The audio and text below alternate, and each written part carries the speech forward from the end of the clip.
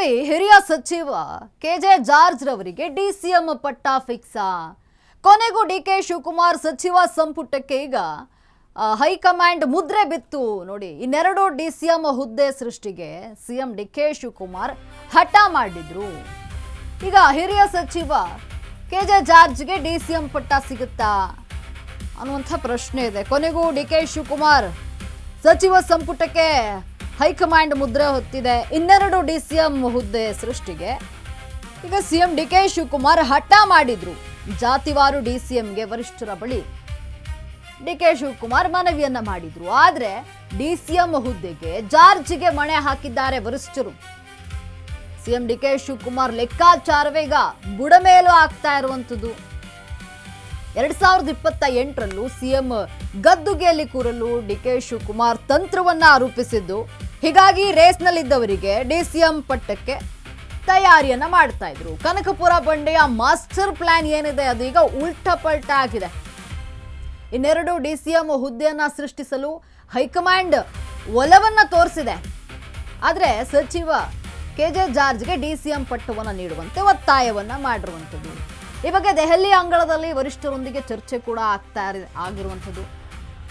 ಪ್ರಸ್ತುತ ಡಿಸಿಎಂ ಸ್ಥಾನಕ್ಕೆ ಮೂವರಿಂದ ಭಾರಿ ಪೈಪೋಟಿ ಇದೆ.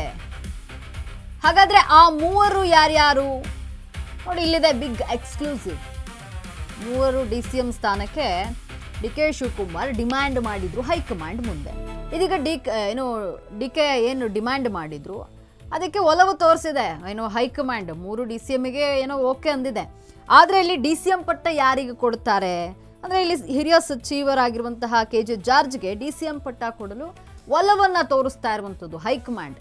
ಡಿಕೆ ಶಿವಕುಮಾರ್ ಜಾತಿವಾರು ಡಿಸಿಎಂ ಪಟ್ಟವನ್ನ ಕೊಡಬೇಕು, 2028ರ ಚುನಾವಣೆಯಲ್ಲೇ ಅವರೇ ಒಂದು ಸಿಎಂ ಆಗಬೇಕು ಅನ್ನುವಂತಹ ಕನಸನ್ನ ಇಟ್ಟುಕೊಂಡು ಒಂದು ಮಾಸ್ಟರ್ ಪ್ಲಾನ್ ಅನ್ನ ರೂಪಿಸಿದ್ರು. ನೋಡಿ, ಜಾತಿವಾರು ಮಾಡಿಕೊಂಡ್ರೆ ಲಿಂಗಾಯತ, ಅಹಿಂದ ಜೊತೆಗೆ ಪರಿಶಿಷ್ಟ ಈ ಒಂದು ಮೂರು ಜಾತಿಯಲ್ಲೂ ಕೂಡ ಡಿಸಿಎಂ ಸ್ಥಾನವನ್ನು ನೀಡಿದ್ರೆ ಅವರಿಗೆ ಮತಗಳ ಕ್ರೋಢೀಕರಣಕ್ಕೆ ಈಸಿ ಆಗುತ್ತೆ. ಮುಂದಿನ ಚುನಾವಣೆಯಲ್ಲೂ ಗೆದ್ದು ಅಧಿಕಾರವನ್ನ ಹಿಡಿಬಹುದು ಅನ್ನುವಂಥ ನಿಟ್ಟಿನಲ್ಲಿ ಒಂದಷ್ಟು ಪ್ಲಾನ್ ಮಾಡ್ಕೊಂಡಿದ್ರು ಡಿಕೆ ಶಿವಕುಮಾರ್. ಈಗ ನೋಡಿ, ಹೈಕಮಾಂಡ್ ಮಾಸ್ಟರ್ ಪ್ಲಾನ್ ಏನಿದೆ, ಡಿಕೆ ಶಿವಕುಮಾರ್ ಮಾಸ್ಟರ್ ಪ್ಲಾನ್ ಉಲ್ಟಾ ಪಲ್ಟಾ ಆಗಿದೆ ಹೈಕಮಾಂಡ್ನ ಈ ಒಂದು ನಿರ್ಧಾರದಿಂದ. ಅಂದ್ರೆ ಇಲ್ಲಿ ನೋಡಿ, ಹಿರಿಯ ಸಚಿವ ಕೆಜೆ ಜಾರ್ಜ್ ಅವರಿಗೆ ಡಿಸಿಎಂ ಪಟ್ಟವನ್ನು ಕೊಡಲು ಹೈಕಮಾಂಡ್ ಒಲವು ತೋರಿಸ್ತಾ ಇರುವಂಥದ್ದು.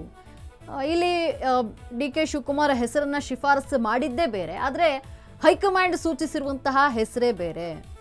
ಇಲ್ಲಿ ಮೂವರು ಭಾರಿ ಲಾಭಿಯನ್ನು ನಡೆಸಿದ್ರು. ಅಂದರೆ ಏನು ಡಿಸಿಎಂ ಸ್ಥಾನಕ್ಕಾಗಿ ಲಾಭಿಯನ್ನು ನಡೆಸಿದ್ರು. ಈಗಾಗಲೇ ಡಾಕ್ಟರ್ ಜಿ ಪರಮೇಶ್ವರ್ ಅವರು ಡಿಸಿಎಂ ಆಗಿರುವಂಥದ್ದು.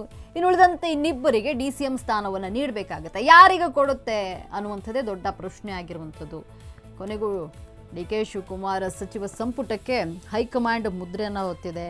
ಏನು ಮೂವರು ಡಿಸಿಎಂ ಆಗಬೇಕು ಅನ್ನುವಂತಹ ಒಲವನ್ನು ಏನು ಹೊಂದಿದ್ರು ಅಂದರೆ, ಏನು ಡಿಮ್ಯಾಂಡನ್ನು ಮಾಡಿದರು ಡಿಕೆ ಶಿವಕುಮಾರ್, ಅದಕ್ಕೆ ಹೈಕಮಾಂಡಿಗೆ ಅಸ್ತು ಅಂದಿರುವಂಥದ್ದು ಒಲವು ತೋರಿಸಿದೆ. ಆದರೆ ಏನು ಡಿಕೆ ಶಿವಕುಮಾರ್ ಹೇಳಿದರು ಅದರ ಬದಲಾಗಿ ಡಿಸಿಎಂ ಹುದ್ದೆಗೆ ಜಾರ್ಜ್ಗೆ ಮಣೆ ಹಾಕಿರುವಂಥದ್ದು. ಇಲ್ಲಿ ಹೈಕಮಾಂಡ್ ಮಣೆ ಹಾಕಿದ್ಯಾ, ಒಲವನ್ನು ತೋರಿಸ್ತಾ ಇರುವಂಥದ್ದು ಜಾರ್ಜ್ರವರನ್ನು ಡಿಸಿಎಂ ಮಾಡಲು ಹೈಕಮಾಂಡ್ ಈಗ ಸೂಚನೆಯನ್ನು ನೀಡ್ತಾ ಇರುವಂಥದ್ದು.